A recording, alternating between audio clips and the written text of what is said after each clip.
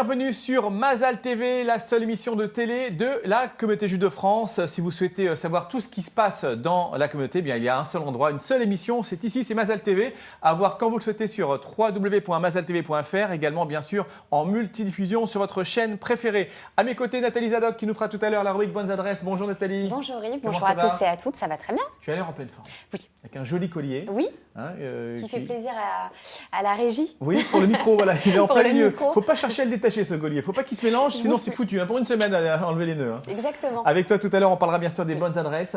C'est important parce que d'abord, pour vous qui nous regardez, ce sont des bons conseils, des bons plans au niveau commercial. Et puis également, si vous voulez aider cette émission à vivre, on a besoin bien sûr d'annonceurs. Donc vous nous écrivez pour participer. Ce n'est pas très coûteux d'être annonceur sur Mazal TV. mazaltv@gmail.com. Voilà. Exactement. Alors reste avec nous pour accueillir nos deux invités aujourd'hui. Deux invités. Nous allons commencer par, on va être galant, par notre invité et eux. Eh bien, c'est Yocheved Déborah. Bonjour Yocheved. Bonjour. Comment ça va? Ça va. Bienvenue. Tu es coach diététique. Et la particularité, c'est que tu fais du diététique, mais cachère notamment. Hein. Tout à fait, oui. Donc, ça va être intéressant de parler avec toi. Est-ce qu'on peut manger de la pkaïla? Je reviens toujours sur ce plat parce qu'il m'a perturbé. Et en même temps, faire un peu de diététique. Est-ce que la cache-route, notamment, on ne va pas parler que de ça, mais quand même essentiellement, ça peut rimer avec diététique? Donc, ça, c'est une bonne question. Tu es coach, donc voilà, les gens vont peut-être venir te voir pour ça aussi. À tes côtés, nous avons beaucoup de plaisir d'accueillir Gershon Ndoua. Bonjour Gershon. Bonjour. Tu étais déjà venu dans les saisons précédentes de Mazal TV, donc nos fidèles te connaissent. Tu es président de la Fédération des Juifs Noirs. Oui. FJN, parce qu'il existe beaucoup de Juifs noirs et qui se sont rassemblés en une fédération notamment, avec beaucoup d'activités, beaucoup de choses très belles sur Israël, sur la communauté. Et donc, on voulait un peu faire connaissance avec toi, pour ceux qui ne te connaissent pas, avec ta fédération et avec cet ensemble de Juifs noirs. Combien est-ce qu'ils sont en France? Qu'est-ce que vous faites? Donc, beaucoup de choses à dire. Hein. Oui, tout à fait. On en parle avec toi dans un instant. Je sais que tu t'intéresses à la diététique, donc ça va t'intéresser d'écouter également Yocheved. Alors Yocheved, toi, donc, tu es coach diététique. Alors déjà, juste, ça veut dire quoi précisément avant de parler de la cache-route? On vient te voir pourquoi précisément? On a besoin d'un coach diététique quand en fait? Alors, un coach diététique, c'est quelqu'un qui va accompagner la personne à maigrir ou alors à tout simplement manger équilibré. Un coach diététique peut aider aussi quelqu'un à grossir. Ah bon. On n'est pas. L'idée, c'est d'être toujours en bonne santé, en bonne santé. Donc, ça passe par l'équilibre alimentaire, ça passe aussi par l'activité physique. Donc, en fait, le coach diététique permet de donner un petit peu du punch un peu dans la vie et d'avancer. Et aussi, le côté coaching, c'est quoi? C'est de donner confiance à la personne et que la personne soit capable après toute seule d'être jetée devant au restaurant ou devant n'importe qui ou devant une belle brioche ou voilà, et savoir comment réagir. Comment gérer Alors ça? le côté que je rajoute, moi, c'est le côté cachère. Oui, c'est ce qui peut surprendre parce que d'abord on ne savait pas que ça existait un coach diététique cachère, et puis en plus on se dit la nourriture cachère, elle est très bonne, on l'adore, mais c'est pas forcément ce qu'il y a de plus light, on va dire. Alors, c'est ce côt-là qui peut surprendre. Alors c'est quoi le plus là? Ma bataille. Hein, oui, ta bataille. Voilà, mon fils, ma bataille. Je combats l'idée que quand on est juif religieux, on ne peut pas être mince, on ne peut pas faire attention à sa santé, etc. On peut tout à fait garder les plats traditionnels si pendant toute la semaine, on fait attention à notre ligne. Donc moi, mon idée, c'est surtout que le Shabbat et pendant les fêtes, là, on peut prendre ce qu'on a envie, on oublie le régime, c'est complètement oublié. On dit toujours que le Shabbat, on ne grossit pas, de toute façon. Voilà, c'est ça. Bon, ça, c'est un peu ce qu'on dit. Il y a une bracha particulière. Ah, voilà. Même Gershon, il ne grossit pas, regarde, il a garde sa ligne et pourtant, Shabbat, il mange du couscous. Hein. Mais par contre, d'après la Torah, on a un ordre de faire attention à notre santé. Venishmartem et nafshotechem, c'est écrit dans le Chumash Devarim. Donc, on doit faire attention à sa santé. Faire attention à sa santé, ça passe par l'équilibre alimentaire également. Le Maïmonide, le Rambam avait l'habitude de beaucoup insister sur le fait de s'alimenter d'une manière équilibrée. Donc, moi, si vous voulez, j'ai suivi une formation tout à fait classique de diététique pour être diététicienne. Donc, j'ai touché un petit peu à tout, à plusieurs expériences au niveau, même dans des centres de sport, dans des centres de remise en forme, chez les personnes âgées, dans les résidences de personnes âgées, dans les hôpitaux, dans les écoles. Qui permet d'aboutir après au cachère. Et donc, moi, ce que je fais, c'est que j'adapte tout ce que j'ai appris, toutes ces expériences-là, au côté cachère. Donc, en gardant toujours la cache-route, comment réussir à garder tous les aliments? Parce qu'on peut quand même manger des yaourts si on se débrouille pour les manger avant le repas de viande, etc. Vous voyez, oui, donc parce qu'il y a donner des produits, toutes les techniques. Parfois dans le parvé, la crème chantilly, j'imagine, parvé vrai, on sait qu'il y a des produits qui sont un peu synthétiques dans souvent ce qui est vendu. Oui. Est-ce que ça rime pas complètement avec l'opposé justement de faire attention Non, alors dans c'est certains pour ça. produits cachés C'est pour ça, l'idée c'est toujours d'adapter.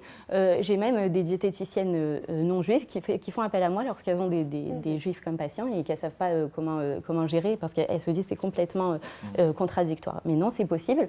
Et après, j'ai aussi un rôle en tant que diététicienne dans le cadre de l'aumônerie israélite des hôpitaux, aux côtés de l'aumônier général, le rabbin Journeau, le rabbin Michael Journeau. On fait un travail au niveau des plats diététiques proposés dans les hôpitaux aux malades, pour les patients. Malheureusement, en ce moment, on n'a pas des plats très bons, très appétissants. Ceux qui Les malheureusement ont eu barquettes l'expérience cachères, d'être hospitalisés voilà. et qui mangent souvent cachère, les barquettes que tu reçois, il faut reconnaître, c'est pas Elles ont un top. goût, voilà. Donc on est en train de travailler dessus et Ouais. également pour que ce soit adapté aussi à tous les genres de maladies qu'il y a parce que voilà, il y a des régimes restreints en sel, régimes exprès pour les diabétiques, sans le cholestérol, etc. Donc c'est vraiment un travail... Est-ce que c'est vrai de considérer que la nourriture cachère, les plats traditionnels, Oui. ils sont quand même plus gras que la moyenne, on va dire, ou finalement manger cachère, même nos plats d'Afrique du Nord, c'est pas mauvais pour la santé, après tout c'est des féculents, c'est un petit pas peu de mauvais graisse. Alors l'idée pour être en bonne santé, c'est de piocher un petit peu dans tous les groupes d'aliments. Ça n'existe pas un aliment miracle, donc en fait l'idée c'est de piocher dans tous les aliments. Alors justement dans la nourriture juive, traditionnelle juive, il y a de tout. On touche à tout. Vous avez par exemple la pkeila, à la base, c'est des épinards. Bon, vous allez me dire c'est de l'huile aux épinards. Oui, c'est maintenant on peut des épinards transformer qui un baignent petit dans peu. l'huile. On va transformer un petit peu la recette pour qu'elle soit plus diététique. Mais même si on veut garder cette pkeila vraiment de notre grand-mère, on peut la manger tant que pendant toute la semaine, on a fait attention à notre alimentation, ce qui ne veut pas dire arrêter de manger. Au contraire, c'est de manger, mais de manger de tout et de manière diversifiée. D'accord. Il y a un plat cachère ou une recette qui est à proscrire où on peut finalement tout manger. Il n'y a pas quelque chose qui vraiment, là, tu nous dis, quand même pour la santé, c'est pas bon ça, les émolos. Non. De toute façon, d'après la diététique, on peut manger de tout, mais il faut savoir équilibrer. C'est vraiment le terme, équilibre. Et aussi, toujours associé avec certains éléments. Bon, ça, c'est ce que je peux apprendre quand je coach la personne. Voilà. D'accord. En tout cas, tu as la ligne. Donc, on voit que tes conseils ont l'air d'être bien suivis. donne envie de... Nathalie aussi, je suis sûr qu'elle suit tes conseils parce qu'elle a la ligne également. Bon, Gershon, c'est autre chose, mais même on est des garçons, on s'en Moi, fiche. j'aime bien la pkaïla et j'aime beaucoup les shakshuka aussi. Moi, j'ai je des sais. bonnes recettes. Mais bon, je mange ça et j'ai la ligne. Et tu as la ligne, parce que tu es sportif peut-être aussi, Gershon. Parce Oui. qu'il te Nous, fait on fait des tellement de légumes choses, avec de Gershon, que ça lui fait un peu perdre du poids. Alors, on va parler avec toi, Gershon, donc Gershon Ndoua, qui est président de la Fédération des Juifs Noirs, donc FJN. Alors, beaucoup peut-être d'entre vous ne connaissent pas cette fédération, cette association. Alors, on sait qu'il y a des Juifs noirs parce que souvent dans les synagogues, on en voit. Moi, dans la synagogue que je prie, il y en a deux. Un du Cameroun, un qui vient du Nigeria d'ailleurs. Donc, il y a vraiment de partout, de toutes les origines. On connaît bien sûr les Juifs d'Éthiopie. En Israël, c'est partie effectivement de la société israélienne. On connaît un petit peu moins bien ça en France. Déjà, depuis combien de temps existe cette association? Et puis, ça regroupe combien de personnes? On parle de combien de gens là? Là, on parle, si on prend le pôle Israël, la France et l'Afrique, on tourne autour de 2 millions de personnes. 2 millions de 2 juifs millions de personnes, noirs de juifs noirs, dans l'ensemble donc du mondial. Oui, ça fait 13 ans l'âge de la bar mitzvah que l'association existe. Ouais. Donc, Alors Mazal Tov, une espèce de- Gershon. Merci. Donc, effectivement, on avait l'idée, à part les juifs d'Éthiopie, on ne se rendait pas compte de la visibilité des autres juifs. Et en France, on avait le même problème il y a 13 ans. Donc, on avait l'impression que la communauté n'était composée que de ces deux catégories traditionnelles, Séfarade et Ashkenaz. Séfarade et Ashkenaz. Et nous, on était là, effectivement, dans des synagogues, on disait « Ah, vous vous appelez Gershon, on vous a vu à Tunis. » Non, je n'ai jamais été à Tunis. On vous a vu en Pologne. Non, c'était pas. Donc, cette catégorie-là, on devait être rendu visible, surtout à cause des problèmes aussi qu'il y avait dans la banlieue où les préjugés font que on est bon chrétien quand on est noir, on est bon musulman quand on est noir, mais quand on est juif noir, c'est un problème. Ils viennent d'où ces juifs noirs là? C'est d'Afrique, mais il y a des tribus, quand on remonte vraiment à la Genèse, qui proviennent d'où? C'est la reine de Saba? Ou je dis peut-être des bêtises. Comment est-ce qu'ils sont juifs? C'est beaucoup plus la destruction du deuxième temple. C'est-à-dire que la déportation des Juifs a fait que les 12 tribus qui a été, disons, 2 sont restées, qui sont connues actuellement, mais il y en a 10 qui ont disparu. Est-ce que vraiment ils ont disparu ou on les a oubliés? Il s'avère que les Ibo, qui sont les Juifs du Nigeria, sont passés de la Syrie à Carthage et Essaouira jusqu'au 7e siècle. Et ils sont descendus s'installer au Nigeria. Les Lemba d'Afrique du Sud et du Zimbabwe sont passés par l'Éthiopie. Et les Yéménis se sont installés au Yémen jusqu'au 7e siècle. Et au 7e siècle, ils sont descendus parce qu'il y avait la vague de conversion forcée des Donc c'est quand même très ancien dans l'origine. Et vous avez donc exactement le même judaïsme où il y a quand même des variantes, comme on en a d'ailleurs dans le judaïsme de manière générale. Hein, les libéraux, ils vont peut-être pas prier comme les Chabad qu'on a reçus la semaine dernière. Comment vous situez au niveau de la pratique religieuse en fait? C'est-à-dire que le judaïsme africain, de manière générale, c'est un judaïsme pré-talmudique. Et conserve le Shabbat, la Kashrut, tout ce qui est loi dans la Torah. Maintenant, les Talmuds, c'est-à-dire la tradition orale, ils n'avaient pas. C'est justement ce travail que nous sommes en train de faire. Heureusement pour nous, les associations juives israéliennes et américaines nous ont rejoints, notamment Chavé Israël, notamment Koulanou et Shevet Harim, avec qui nous travaillons le côté effectivement talmudique, c'est-à-dire que 3 fois la prière le jour, ils n'avaient pas effectivement Shararit, Minra, Arvit. Donc c'est cette démarche, mais est-il qu'effectivement, avant la destruction du temple, ils n'avaient pas. Quand ils sont partis, il n'y avait pas le côté talmudique qu'on a aujourd'hui. Okay. Comment vous êtes reconnu ou intégré par la communauté juive de France, par le consistoire? Vous êtes à part entière une communauté reconnue ou pas encore, ou tout à fait, ou si, vos relations avec le consistoire par exemple, ou les instances communautaires? Nous n'avons pas vraiment le problème parce qu'au début, effectivement, il y a 13 ans, si vous me posiez cette question, j'allais sauter sur les toits pour dire « Ah, on ne nous aime pas, on déteste », mais non. Ouais. Vous sautez plus sur les toits, la Gershon, il saute plus sur les toits maintenant. Maintenant, ça se passe très bien, chacun va dans sa synagogue, tout simplement c'est que nous, on voulait à tout prix rendre visible cette communauté qui fait partie intégrante de la communauté juive pour que ceux qui en face, notamment dans les banlieues, qui pensaient que bon, on peut être que musulman et chrétien quand on est noir, on dit non, nous on est effectivement des juifs noirs au sein de la communauté. Nous avons en Île-de-France 250 familles, nous nous réunissons de temps en temps pour faire le point de la situation, mais de manière générale, chacun va dans la synagogue qu'il veut. L'idée, effectivement, dans les temps à venir, c'est d'avoir notre propre lieu, c'est-à-dire un lieu de prière, une synagogue. Il n'y a pas une synagogue à vous? Non, il n'y a pas encore parce qu'effectivement, la question se pose, est-ce que ce n'est pas, on ne va pas se sectariser, mais nous pensons notamment que non, c'est le contraire, on va se mettre, on en a discuté avec le grand rabbin de France, le grand rabbin Gilles Bernheim, mais là on est en train de discuter avec le grand rabbin Raïm Korsia pour essayer de voir comment combiner pour qu'on ne soit pas exclu, mais cette synagogue là, si on l'a un jour, elle sera ouverte à tout le monde. Et elle sera aussi consistoriale. Alors, où est-ce qu'on peut vous joindre s'il y a un site pour voir vos activités? Parce que vous organisez, j'imagine, pas mal de choses. On ne va pas avoir le temps de tout détailler malheureusement, mais on a compris que vous êtes actif et que vous vous regroupez, etc.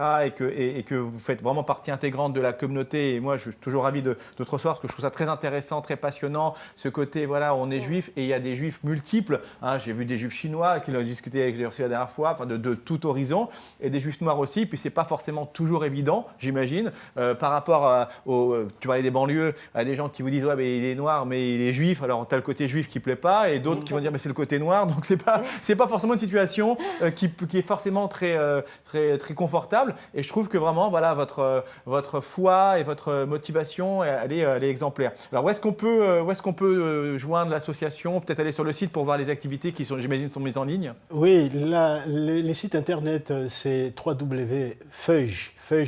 feujn.org. Donc FEUJN. N.org. Ou encore www.blackjew, en anglais, blackjewish.net.